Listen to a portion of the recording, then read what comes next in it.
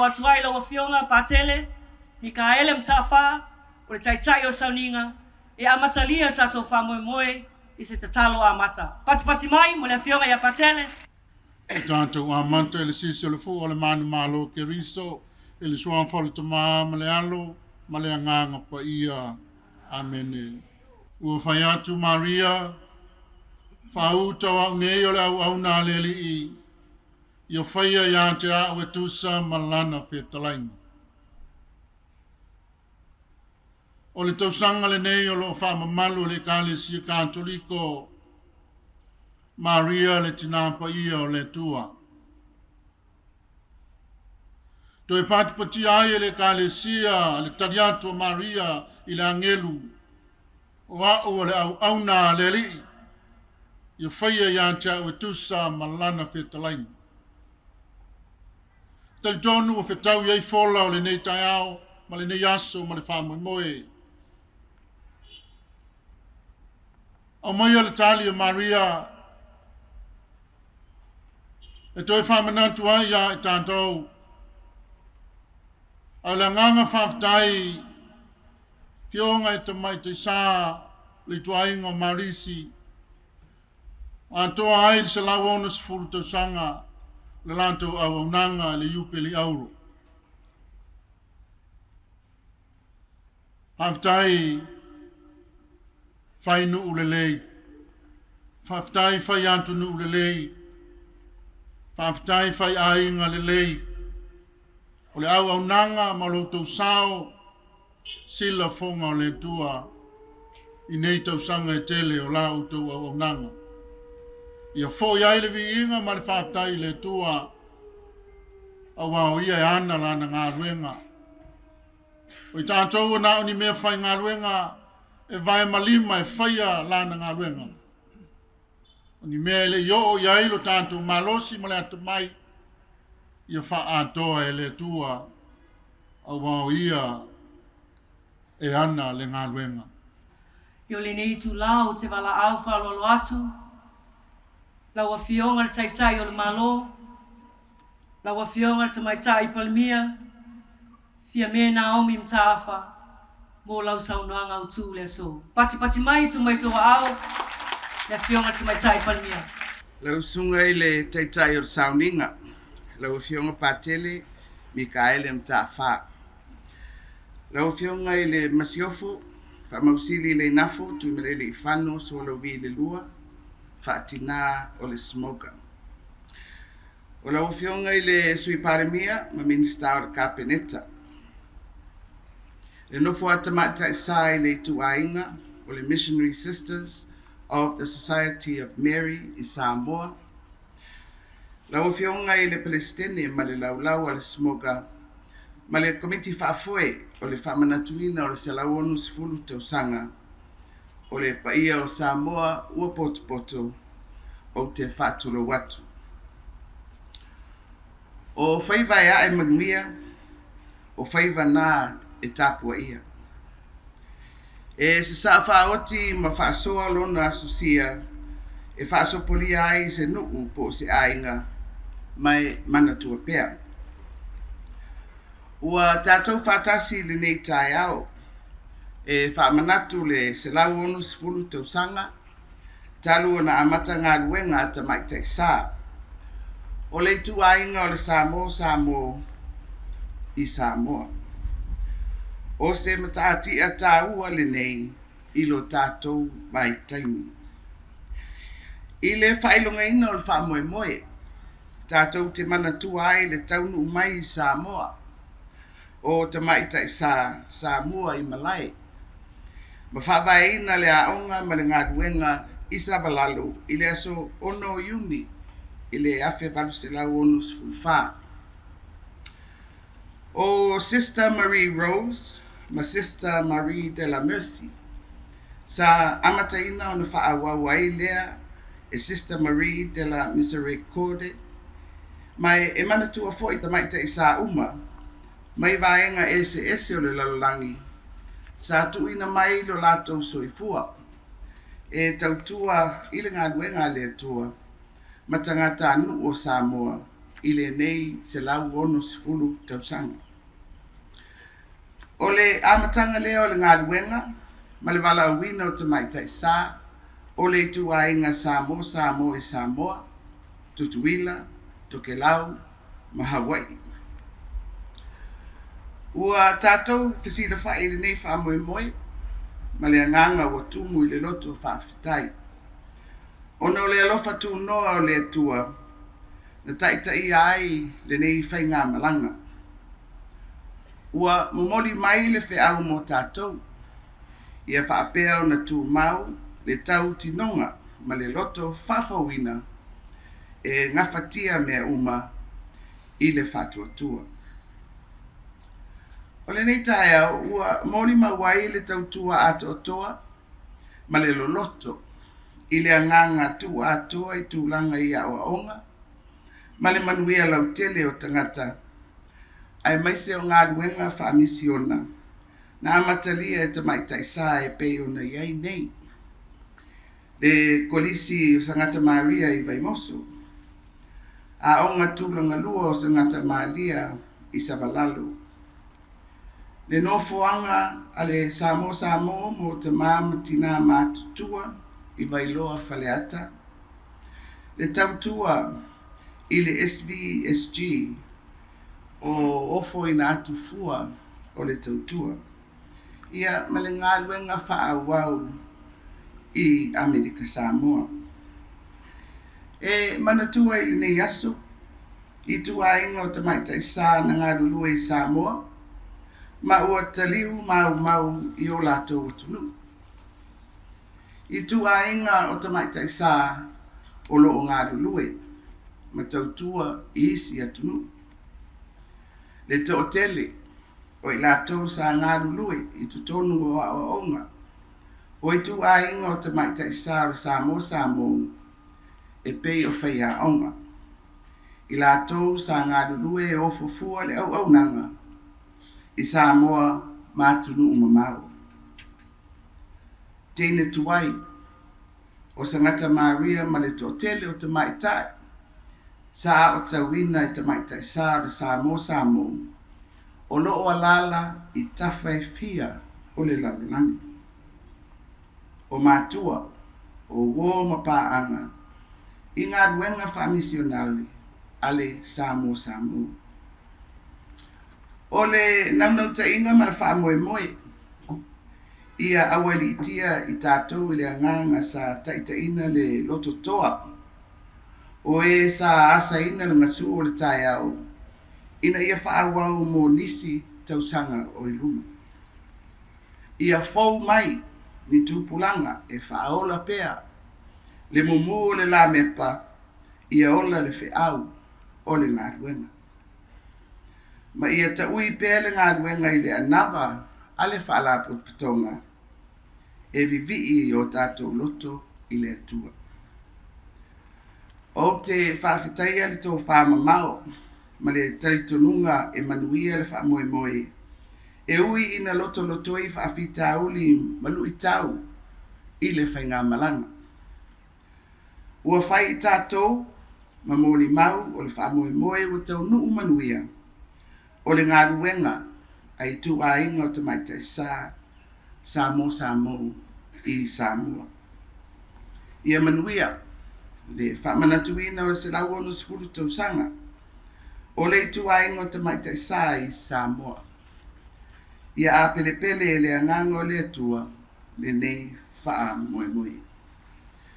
Today we dedicate and commemorate the 160th anniversary of the Missionary Sisters of the Society of Mary in Samoa. This is a significant historical milestone of our time. In the spirit of today's celebration, we remember the first arrival in Samoa of the pioneers on the 6th of June, 1864.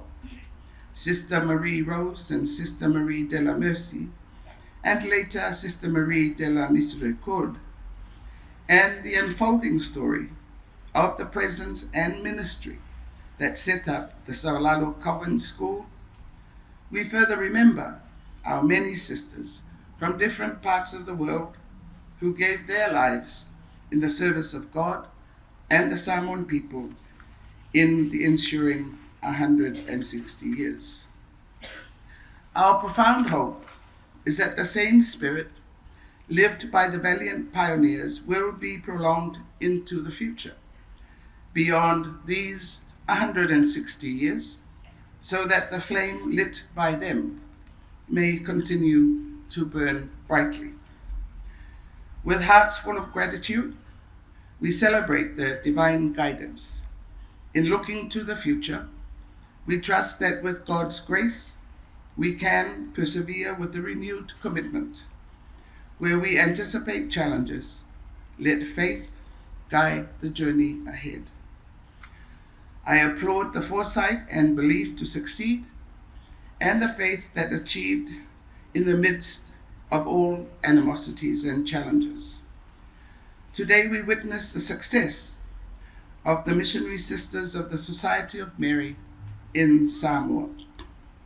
May the legacy continue to live in the hearts and spirits of our generations to come. Soifua mai Emanuia. Toi tu fatasi mai o tō au. Mo le saunuanga matangofie. Na fionga tamaitai palmia. Ia walfa mo mo le so. Tu lou na ia, tu lou na lava.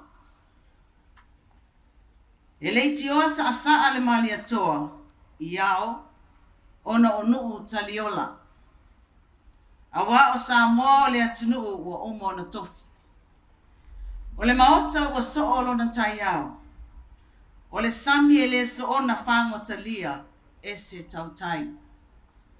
Wata oto le ala o ona upu popo.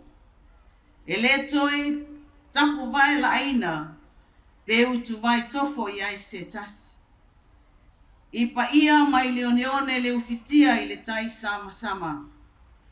A o whaana e lupe le la, se ia pa ia leoneone sina o nā whanua. I lona tai ulaula, ina ua ifo le taulang mea. E uifo i la i le mawalulunga o maunga, matangu tungutu o le wau, a ua i longa tūlanga ao, o tama maola tō ainga. Ainga mala tō tama. E le roto fo i le sami, a ua i loa o na penina tautele, ma maa tā ua. Pe mawalunga le langi, ua i loa le whetū fo launga, ma tolo whaitawina. E whaapena to tau malai, ma le upenga launga tu mua mapule. Tama matua, ma to le whale ula, la tu te whaia le whaiva alofia ao o le whetalai. A o pa ia o le tai ao mamalu ma le tai ao wa ula. A wale a fio mai o lawa fionga le taitai o le sauninga. Lawa fionga pa tele Mikaele Mataafa. Whaawai lolo le a fionga i a pa tele Andrew Meisake. O pa ia wha le malo. A wale a fio mai o lawa fionga le masiofu. Lawa fionga wha mausili le inafo. Le whaatina o le smoker. A fio lawa fionga le tamaitai palemia. Lawa fionga le sao whapito. Lawa fionga Fiame Naomi Mataafa. Malau kabineta. Ainga wo Samoa o poto. O le tai au le nei. Wo whaapopo o ni aso ua. A o aso folau o le tu ua. A o le tai au le nei. O le tai au o saunoa iai le taitai o le malo. O le tai au wa fio mai tupu mai e o Samoa. O le tai au whesanga iai le malo. Matamaitai o le ITUAIGA Samoa i Samoa nei. O le tai au o tātou moli mawina le se lau ono sifuru tausanga. O le tautua a tamaitai tā lai o le ITUAIGA Maria i Samoa. O le tai au o le whaafitai. A o lau tūla i atu, ma le ava, ma le whaalo alo tele lawa. E whaia ia au mafofonga, o le ainga TAMAITA'I sa tāla'i o le ITUAIGA Maria I Samoa. E tui nā tuai sa mātou whaafitai whaaleanga tonu inai le tanoa tū malele wa o pea I le malai. E pei ona sau noa iai la o fionga le TAMAITA'I palemia o le launga na ami mo le nei tai au. O le upumoni e manusina le soaina le saunoanga pa ui la o fionga. A wai le fea ngai vini matapanga. E le fea ngai fo I le matapia ma le manaia. A o upu e masaniai fai launga le tai au whapenei. E taulua le tunga lau saunoanga tu malele. Ma le leo o lo tautala. Ai tau ina ia mātou ia ala o le atu e pei o upu e whai I sala whai. Ina ia whati mangalo le awa nai le sali murianga. So mātou leo, ona o le maua lawa fionga le taitai o le malo. E momoli atu le whaafitai tele, ona le whiau moli ma le manu lauti o le nei aso, ma le wha moe moe. Bo o se whiau wa tala leo malie, pe o le suafa o le alo o tui atua. I le wha fofonga le ainga TAMAITA'I sa Samoa, ma le mamalu le au nanga ai maise Samoa. E mamoli atu le whaafitai le mamalu, tupu mae o le atunu o whaatasi mai e moli mawina le nei wha moe moe. Whaafetai tele le malo, mo mea uma o tō whaia, mo le nei ITUAIGA a o ngā lulue pea I te tonu o Samoa. Whaafetai Samoa I lau tautua lotu. I lau tautua wha e kālesia, a wale talia ina o le tala inga I nuu e fia. O la o tau tapo inga, a lea wa e manuia, I le lua afe lua sifun malwha. Wa atoa lona se lau tausanga, o lau pulelea. E whaaftai fo I le ainga malisi iona I tūtina uma, ma lo te talo, whaafitai le langolango, whaafitai le whai ainga le le. E fia whaafitai le prestene malona lau, whaapea le asosio teino le smoker, whaafitai le tautua, whaafitai le langolango, whaafitai le toa, wali utino ai upo te talo o TAMAITA'I sa, ona o la o tō whaaya ea, o lau pulelea, whaafitai. Whaafitai ia onga na lua, vai moso ma sawalalo. Ulua onga, ai maise alii ma TAMAITA'I whai a onga. O mātua, ai maise teine o kolisi vai moso, ma le tūlanga lua I sawalalo. Ma lo whai o le whaiwa. Ma lo le whaapale, ma lo le whinau. Ma lo le tauivi. Se ua moni la o tau ana tau ave. O Maria o lo utaiala I le anganga kerisiano. Ma lo whaafetai. Whaafetai tele lawa. A whai wale a wau lo pale le so o lo titi sama tau tua wha le atoa.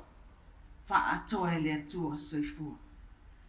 O le mātou te talo, o le atua o le mata isau o mea umalawa. Ia lilingi toi fu mai le langi le soifua lau lelei. I lau wa fionga le TAMAITA'I palemia. Whaapea le palemene o Samoa. Ia sanga whamania pea le atua I o uto whaiva lo filima. Se taimi o le atatala le file lii, matala mea whaasolo le seunga I le nei aso. Ia anga le lei le atua I le soifua, I le paia la silasi o Samoa, I ona mamalu wha le atunu, ai maise paia wha le tala le lei. Wa tu mati e ai le nei tai au. Ia manuia Samoa ua poto.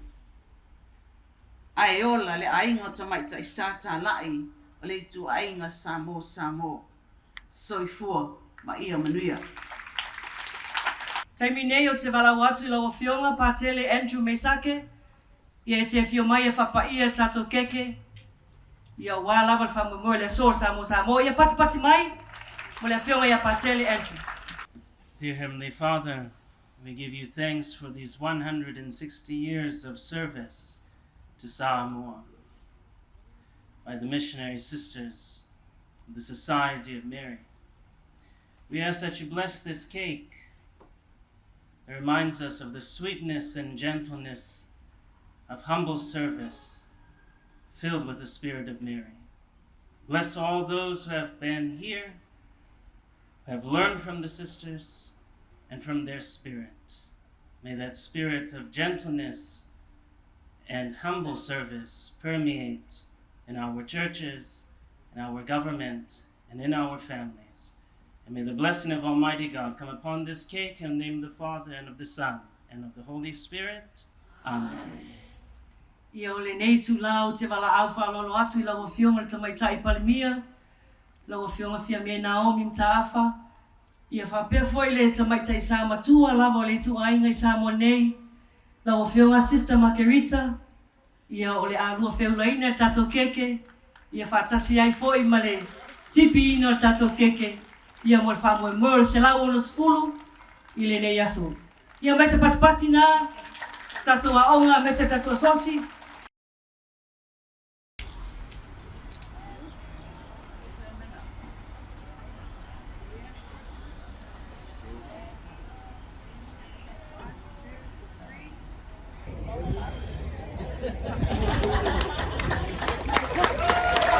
Happy birthday to you. Happy birthday to you. Happy birthday, SMSM. Happy birthday to you. Manuia lo wasofana. Manuia lo wasofana. Manuia lo wasofana. Samo, samo. Manuia le atua. a mai se whamauниanga se tasi tele na mo le tatou keke ma le whamoe le so, hip hip! Aftai atu laua fionga TAMAITA'I palemia, laua fionga sister. Whamoe le so, o le se lau o no sefulu, tausaga o le Samoa I nei Samoa. Hip hip! Tasi mo le tatou malo, le fionga le TAMAITA'I palemia, ma le fionga le sui palemia o tatou whatasi, whapea le Minister, ma le malo atoa. Hip hip! Tasi mo le tatou whatina, ia mafionga I aunga whapai o le tala leo le langi ma le langi. Hip hip hip! So fua, mai a manuia. Kasi lua tolu! Tai.